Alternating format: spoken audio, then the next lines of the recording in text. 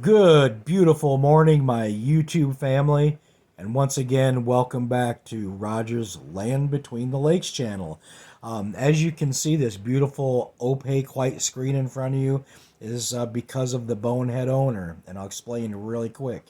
We're supposed to be getting a bunch of snow up this way again, and my son and I were in the shop putting on the snow plow and doing normal maintenance. I was actually changing transfer case oil, and I always have my phone with me. I have it either laying on top of a tire or on the fender or somewhere I can grab it quick. I don't keep it in my pocket. It's just a bitch to get out when you're laying down or you're laying on it. Plus, you might crack it. A lot of good that did. But anyway, get done servicing the tonner, the plow truck, and get in it. Put it in gear, go through the gears, make sure everything's good with it. My son's waving his hands. Well, guess what? Bonehead me left my phone on top of the rear duals, and when I backed up, of course, it rolled over. But what's crazy is it didn't crack the screen or anything. It cracked the case a little bit, but it popped the camera out like an electronic eyeball. It was funnier than shit. So anyway, ghetto fab me.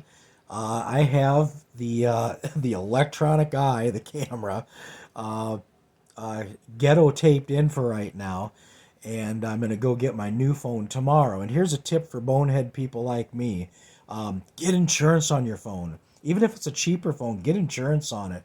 I know it may sound crazy, might sound be a little expensive, unless you're careful with them. But somebody like me, I'm always out doing something, and it's just best to have insurance on the phone. With how expensive they're getting, it's just a good choice. So, anyway, that's the story with that. And real quick, if there's any background noise, I apologize. I'm actually in my shop right now. You'll probably hear the heater kick on and off, and I do have my dogs in here. Put a note on the door, the small entrance door to the shop, so letting them know I'm in here recording. So I hope nothing makes the dogs go off. So I'm gonna make this video number two of the Land Between the Lakes journey. I really don't want to make another three because it'll just be too long, and I just don't want to bore you guys. And I mean I can save that for a different time, but I'm gonna get to the meat and bones, I guess, or the meat potatoes, I should say, of my journey. And one thing really quick I want to add about a dream I had last night. And just bear with me, people. I appreciate it. It's going to sound crazy, and I'm not saying it means anything or, it was, anything paranormal or spiritual. But I had a dream, a very vivid dream last night. And I usually don't remember my dreams if I dream at all. And the vivid ones I have are far and few between. But this one here is, and I'm not saying was an out of experience because it wasn't, but I seen myself. I was standing next to myself. I was looking at a side profile of myself, and I was sitting down in my favorite old ragged ass fishing chair that I refused to get rid of, and I was fishing in this beautiful, beautiful, deep blue stream, and I was smiling. I looked really, really happy, and I was looking downstream into where the sun was. And in my dream, it appeared the sun was literally at the end of this long river, and it was so bright. When I came out of this dream, I must have had my eyes scrunched shut really hard because when I came out of my dream, my eyes hurt, almost like I was really looking into the sun or trying to block the sun from my eyes. But when I came out of this dream, I felt different. I almost felt like when I'd visited my friends at the cemetery, I got that feeling of forgiveness I told you about. That's what it was like. It was strange. It's like I had been pumped up with energy. I felt different, like uh, uh, something positive was injected into my body. And not that I'm a negative person by any means, but I just felt different. And I still feel that way, like right now as I'm talking to you. I just feel full of energy. I feel happy, and if the dream meant something great, if it didn't, that's fine too. But maybe if any of you guys are diverse in, is it dreamology? I don't even know what the hell the technical study of that would be. But maybe a dreamologist will leave a comment, right? But if you think it meant something or sounds familiar, let me know. But otherwise, I'll just take it as a dream. But I have a feeling it did mean something. Okay, I'm gonna jump right into this, and you know how I am. I'm raw, unscripted, and I don't have a degree in bullshitology, so I'm kind of go everywhere with when I tell events I've been through and things like this. But I'll get right to the rock that you people had seen, how I got it, and things like that. Then I'm going to jump back to my overnight stay within the Hotel California.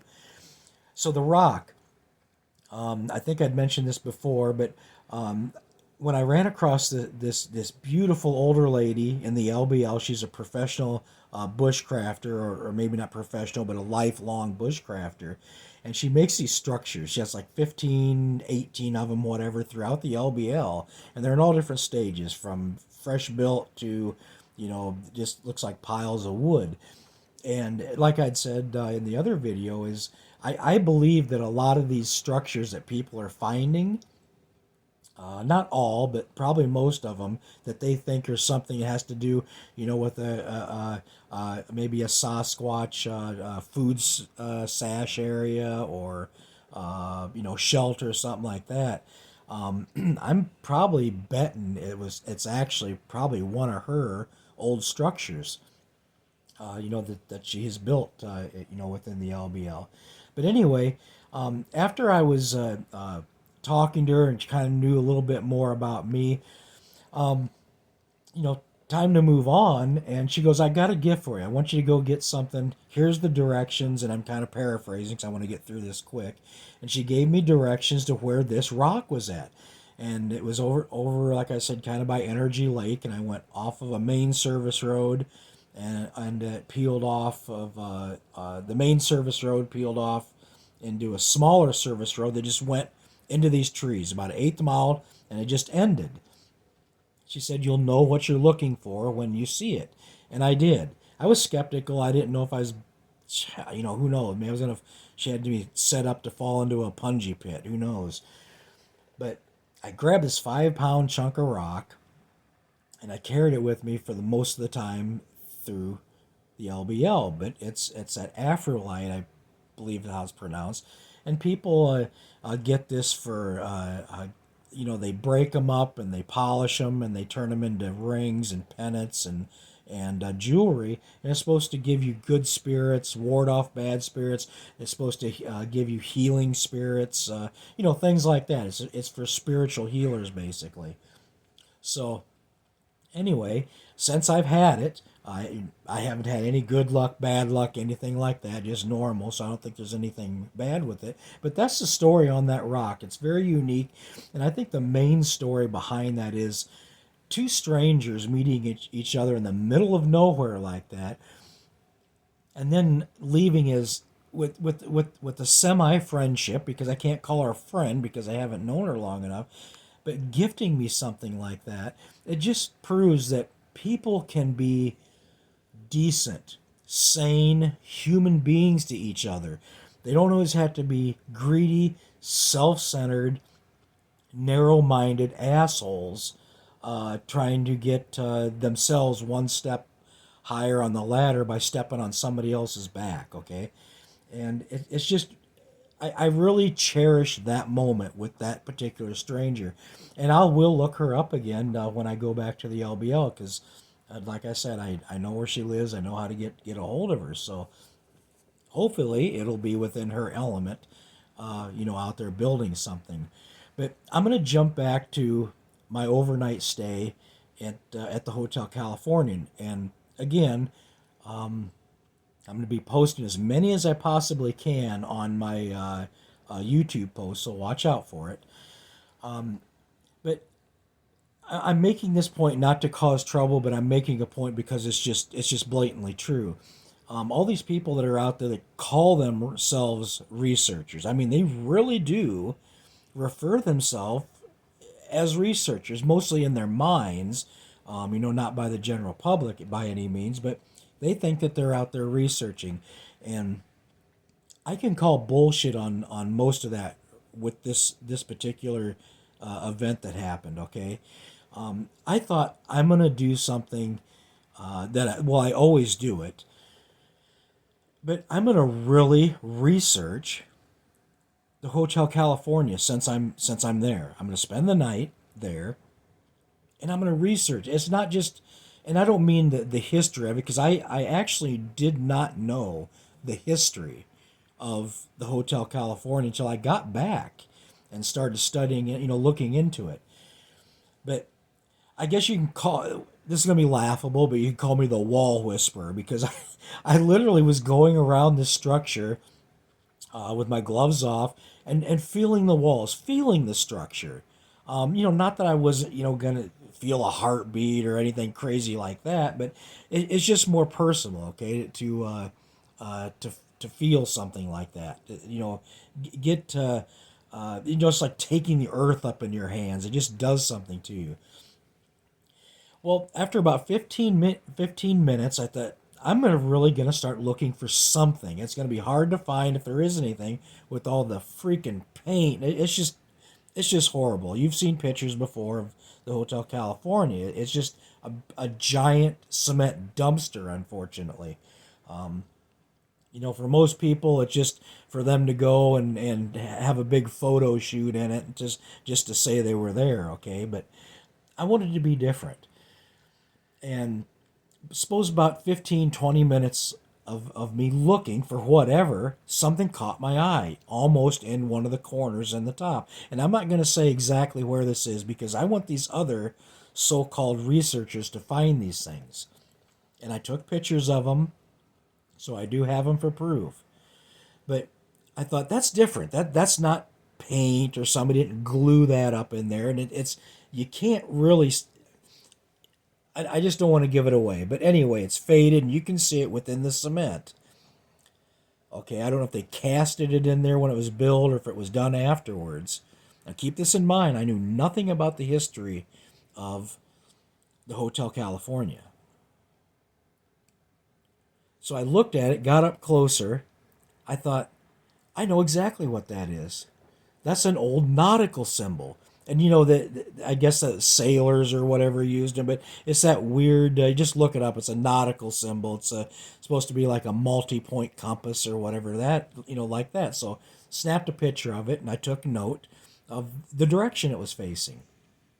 Okay, it wasn't like if they put it in and wanted to be symmetrical. It was tilted a little bit, which would have been the north, I believe. I just don't want to give the directions away. So anyway, I'm looking around. About 40 minutes later, I find another one that's in the floor. Okay, it's in the floor. And it's pointed in the same direction. Took a picture, took note of it. Now there's three of these. And it took me over an hour and a half to find the third one, and I found it. And again, I'll just say it was in the ceiling area, and that one as well was cocked a little bit and facing the same direction. And I go, that's not coincidental. There's a reason for that. So I started putting my little pea brain to work, okay? And I wanted to get this done before it got dark. So I went out, and like I said, I'll post as many pictures as possible. I'm not going to give away exactly what I found out there. I found 7 of these, okay? 7 of these things I found, and I did make a couple calls. I didn't want to give it away to too many people because even if I told somebody within the LBL at Golden Ponds, I didn't want them going out and making these things monuments or something like that. In other words, hey, go look at these things. They're out there. Try to find them. I didn't want that. So this is kind of going to be under deliberation. Even though it's their property, I'm the one that found it and nobody else has. So I started going in, a couple 100-yard radius, and I started to notice. Well, the first one I found was by pure accident. And this is going to sound disrespectful, but it happened. It happened. I was relieving myself next to a tree, and I looked down, and I seen this thing sticking up just like 3 or 4 inches up out of the ground. I said, "That's too symmetrical." So I dug up around it, and sure as shit, it looked like what it. How I would describe it is the structure in Washington D.C. and I know what it is. I just don't want to say it outright. But it's tall, white, and has a point. It comes to a point. Okay, it looked like that in mini form. Now keep in mind, I'm using these nautical compass like things I'd found as guides. I thought maybe it means something. Long story short, I found 7 of them, and it does mean something. And they're in a design that after I got back home, I drew out the area and I drew lines between them and everything like that to see if they'd make anything happen. And it's actually my wife got to doodling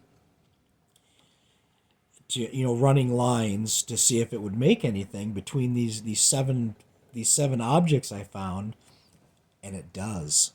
She's the one that found it. So this is something I'm gonna relay to somebody that I trust with my life, because lately I've been getting fucked over by a lot of liars. I'll put it that way.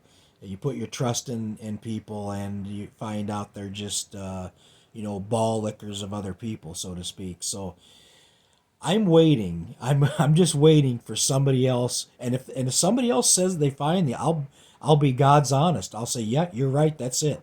That's what I have. That's what I seen. That's what I get the pictures of. But people, there is something I believe. And after I got home, like I said, I found out the true story behind the Hotel California, and it was built by a old riverboat pilot, I guess, or captain, whatever you want to call him. It makes perfect sense to do something with that nautical symbol.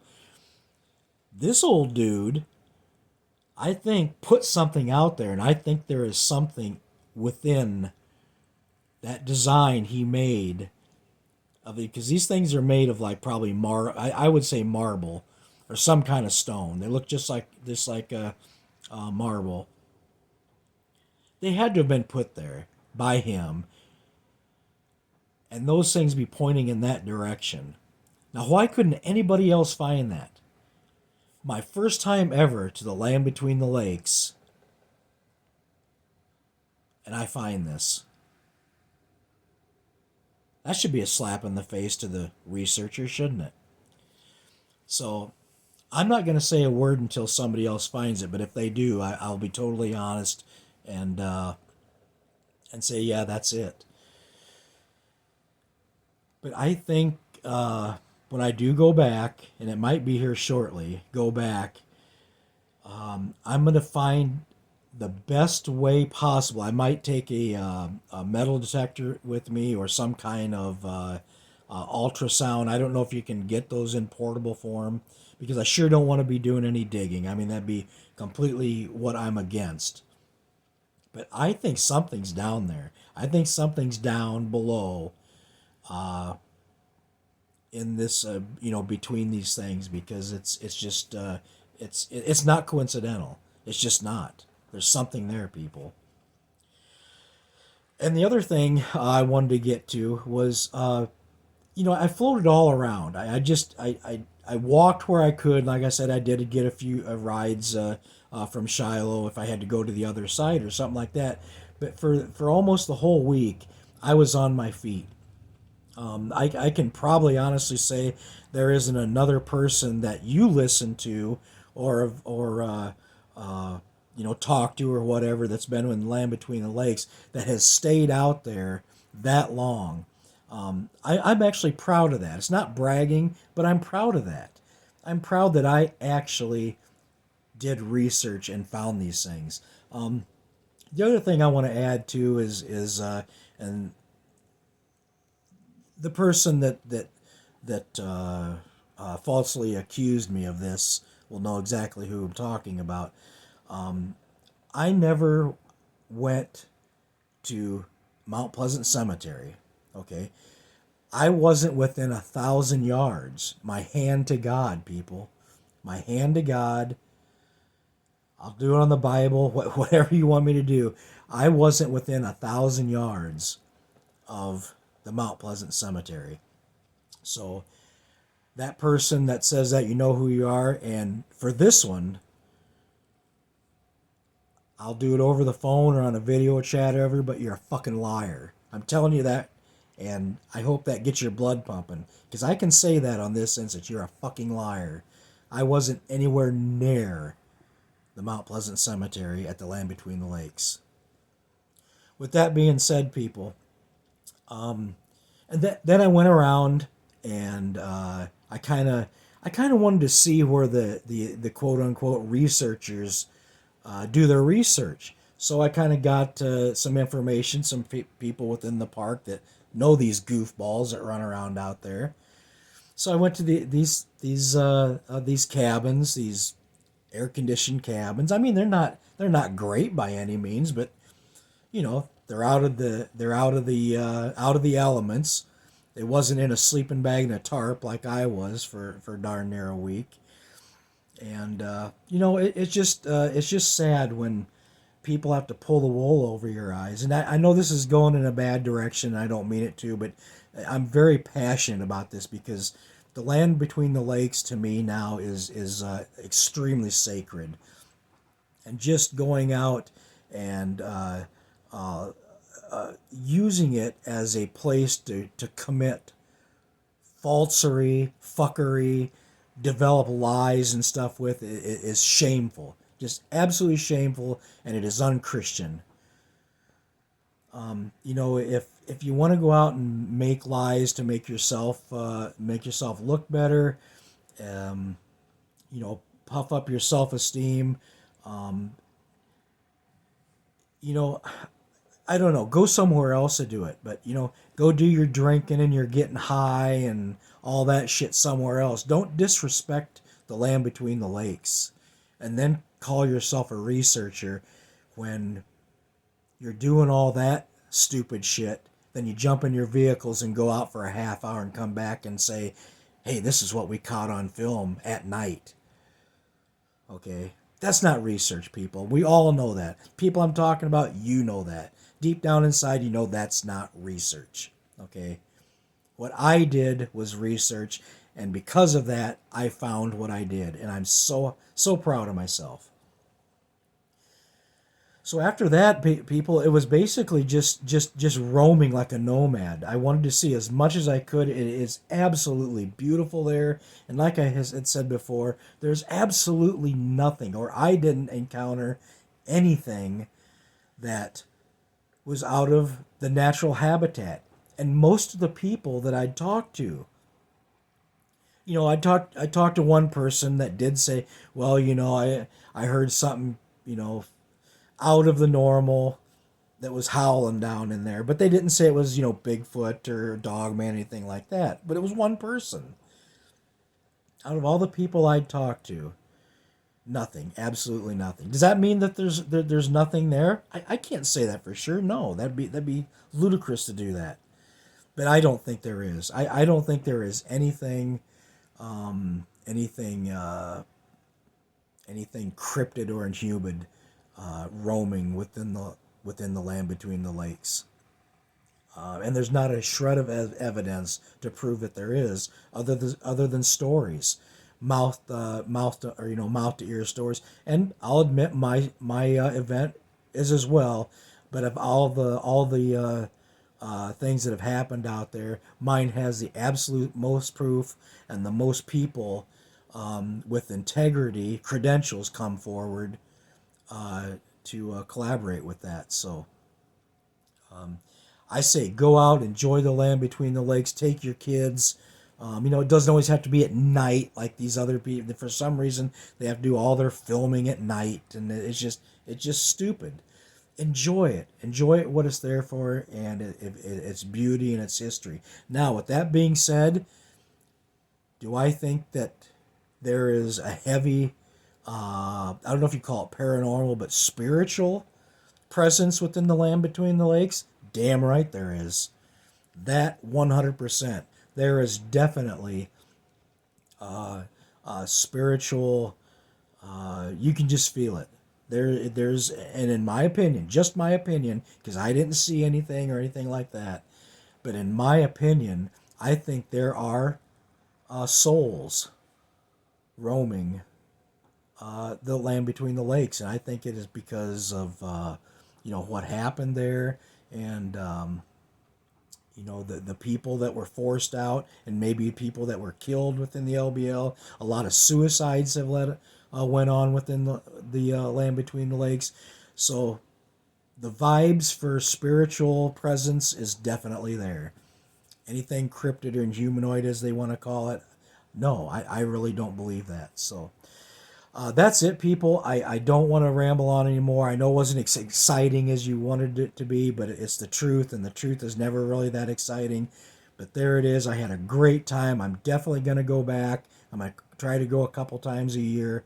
Like I said, it's almost a 15-hour trip for me, 14 hours and some change. So, it's just one of those deals. When I do go, I'm going to spend 4 or 5 days, maybe a week at a time there, and make it worth it. But the next video I do put out is going to be the one that explains more about myself, and I'm going to do it because I owe it to you people, and it's going to disprove all these bullshit fraudulent claims that have been put out, and that's why I'm being so transparent with putting pictures of that sick fucking freak up on my YouTube post, because I want you to run this guy down. Don't get yourselves in trouble, because believe it or not, them fucking sick pricks have rights, believe it or not. But do your research. They're on a state registry, and you can find out a lot about them. So, there's your proof. That's not who I am, obviously. The people that know me know that they just started this shit just because. This is the actual fact, and I found this out, people. Jealousy. Jealousy, because he had said it actually in this fake ass post that he put up on my videos, on my past videos on my channel. I was bragging. I was bragging about being at the land between the lakes. You can have you don't even have to have a psychology degree to figure out that is jealousy 101. The prick is just jealous, and the other people that are surrounded by him are jealous. Otherwise, they wouldn't have said it. Plain and simple.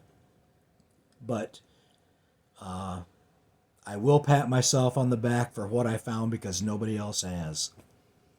Yay for me. All right, people. That's it. I'm going to get that other video out probably next week. Just going to be giving you information about me, myself, and I, and we'll go from there. Thank you so much. Thank you so much from the bottom of my heart for sticking by me, not believing these trash talking, jealous, just nasty, unchristian people, because they're jealous. Thank you so much for sticking by me. Thank you for more subscribers coming on board. And we're going to get through this, man. I can't be stopped. I will not be stopped. They're not going to break me. They can do whatever they want. I'm a bulldozer, man. They're not going to do it. Not going to do it. It's making me stronger, and I feel it. Maybe it had something to do with that dream, but I feel stronger. All right, people. Love you to death. As always, God bless. Godspeed. And we'll talk again.